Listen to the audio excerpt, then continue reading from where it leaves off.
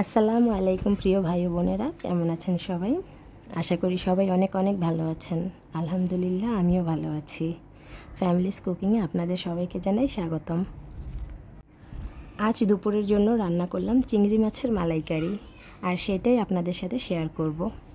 আশা করি সবাই পুরো ভিডিওটা দেখবেন, পাশে থাকবেন, লাইক, কমেন্ট অ্যান্ড শেয়ার করবেন। শুরুতেই চিংড়ি মাছগুলো কেটে নেব। চিংড়ি মাছ কাটা একদম সহজ। পৃথিবীতে যত ধরনের মাছ আছে তার সব মাছের থেকে সবচেয়ে চিংড়ি মাছ কাটা খুব সহজ। এবারে আমরা চিংড়ি মাছগুলো কেটে নেব।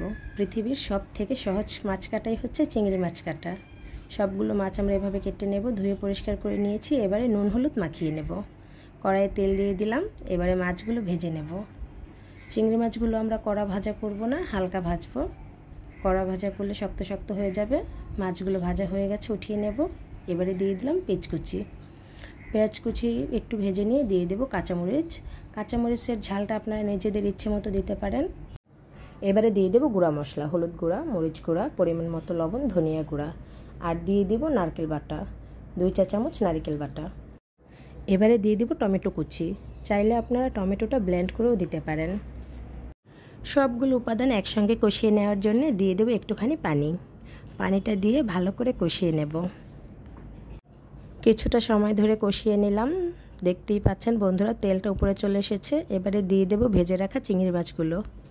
চিংড়ি মাছগুলো মশলার সাথে 2-3 মিনিট কষিয়ে নিয়ে দিয়ে দেব পরিমাণ মতো পানি।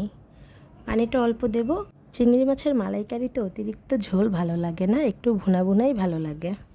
রান্না প্রায় শেষের দিকে, তেল উপরে চলে এসেছে। এবারে নামিয়ে নেব। প্রিয় ভাই ও বোনেরা, যদি আমার রান্না আপনাদের কাছে ভালো লাগে তাহলে অবশ্যই লাইক, কমেন্ট অ্যান্ড শেয়ার করে দিবেন। আর অবশ্যই আমার নতুন নতুন ভিডিও পেতে আমার চ্যানেলটা সাবস্ক্রাইব করে পাশে থাকা বেল আইকনটা ক্লিক করে দেবেন। আজ এ পর্যন্তই। আবারও আসবো নতুন কোনো ভিডিও নিয়ে। সে পর্যন্ত সবাই ভালো থাকবেন, সুস্থ থাকবেন। আল্লাহ হাফেজ।